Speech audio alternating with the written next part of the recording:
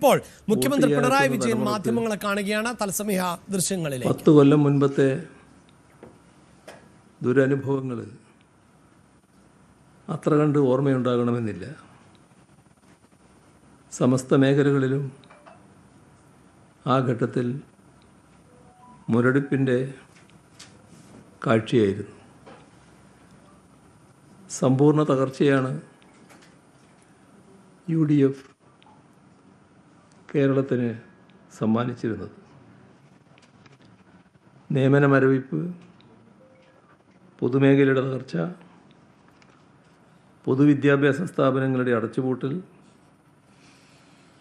അഴിമതിയിൽ മുങ്ങിക്കുളിച്ച ഭരണ സംവിധാനം, കാർഷിക വ്യാവസായിക രംഗങ്ങളിലെ മുരടിപ്പ്, വ്യവസായങ്ങൾ കടന്നു വരുന്നതിലെ വൈമുഖ്യം, അതിഗുരുതരമായ സാമ്പത്തിക തകർച്ച, വാർഷിക പദ്ധതികളുടെ സ്തംഭനം, മൂലധന ചെലവിനും ഫണ്ടില്ല, ആ തരത്തിലുള്ള വികസന മരവിപ്പ്, ഫണ്ടിൻ്റെ പിൻബലമില്ലാത്ത ബജറ്റ് പ്രഖ്യാപനങ്ങൾ,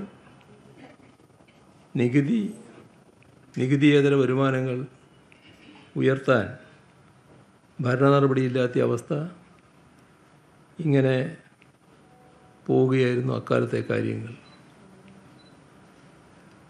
18 മാസം വരെയായിരുന്നു UDF സർക്കാർ വരുത്തിയ ക്ഷേമ പെൻഷൻ കുടിശ്ശിക. ആരോഗ്യരംഗം അന്നാണ് വെന്റിലേറ്ററായത്. ഡോക്ടർമാരും മരുന്നുകളും ഇല്ലാതിരുന്ന പൊതുജനാരോഗ്യ സംവിധാനം, ആശുപത്രികളുടെ അന്നത്തെ ശോചനീയാവസ്ഥ അത്ര പെട്ടെന്നൊന്നും ആർക്കും മറക്കാൻ പറ്റുന്നതല്ല. വിദ്യാർത്ഥികൾ കൂട്ടത്തോടെ പൊതുവിദ്യാലയങ്ങളിൽ നിന്നും കൊഴിഞ്ഞുപോയി.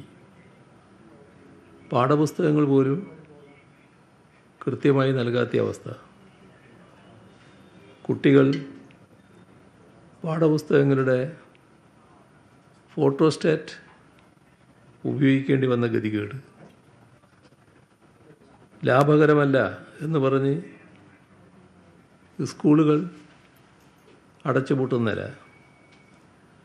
കണ്ണായ സ്ഥലങ്ങളിലെ സ്കൂളുകളുടെ സ്ഥലം വിൽപ്പന നടത്താൻ മാനേജർമാർക്ക് ഒത്താശ ചെയ്ത സംഭവങ്ങൾ. ആ കാലത്ത് ഉന്നത വിദ്യാഭ്യാസ മേഖലയ്ക്കായി പ്രത്യേക പദ്ധതികളൊന്നും ഉണ്ടായിരുന്നില്ല. ഹൈസ്കൂൾ അധ്യാപകനെ വരെ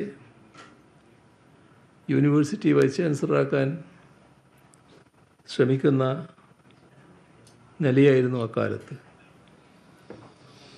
വ്യവസായ മേഖലയെ മുച്ചൂടും മുടിക്കുന്ന അവസ്ഥയുണ്ടായി. വൈദ്യുതി രംഗത്ത് സമ്പൂർണ്ണ പരാജയം. ലോഡ് ഷെഡിങ് വ്യവസ്ഥാപിതമാക്കുന്നില്ല. പൊതുവിതരണ രംഗം നശിപ്പിക്കാനാണ് ശ്രമിച്ചത്. UDF പൊതുഗതാഗത രംഗവും കട്ടപ്പുറത്താക്കി. ആ ഇരുണ്ട കാലത്ത് നിന്നാണ് കേരളത്തെ പുനർനിർമ്മിക്കാനുള്ള ചരിത്രപരമായ ഉത്തരവാദിത്വം LDF സർക്കാർ ഏറ്റെടുത്തത്. അവിടെ നിന്നാണ് തകർന്നു കിടന്ന ഓരോ മേഖലയും പുനരുജ്ജീവിപ്പിച്ച് പുതിയ ഉയരങ്ങളിലേക്ക് എത്തിച്ചത്. സാധാരണക്കാരോടുള്ള LDF സർക്കാരിൻ്റെ കരുതൽ ഏറ്റവും വ്യക്തമായ മേഖലയാണ് ആരോഗ്യ മേഖല.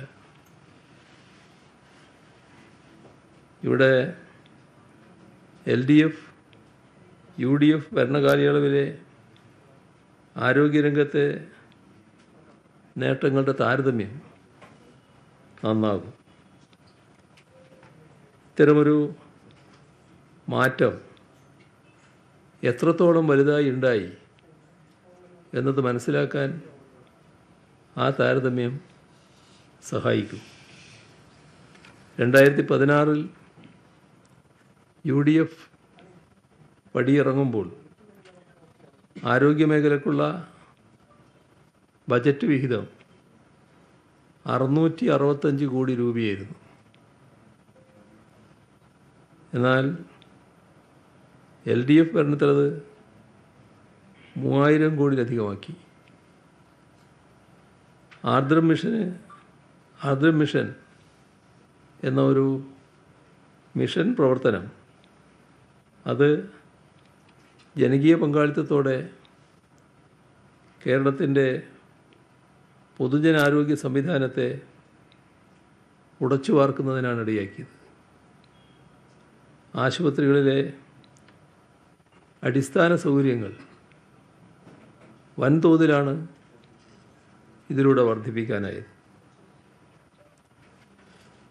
ആരോഗ്യമേഖലയിൽ ആവശ്യമായ പുതിയ തസ്തികകൾ സൃഷ്ടിക്കുന്ന നിലയുണ്ടായി.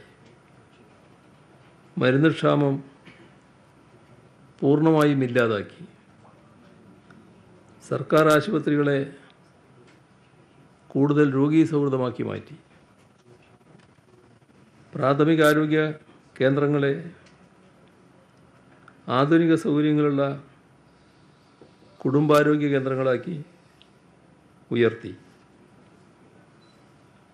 ആർദ്രം മിഷൻ്റെ ഭാഗമായി 770 കുടുംബാരോഗ്യ കേന്ദ്രങ്ങളാണ് ഇപ്പോൾ സംസ്ഥാനത്തുള്ളത്.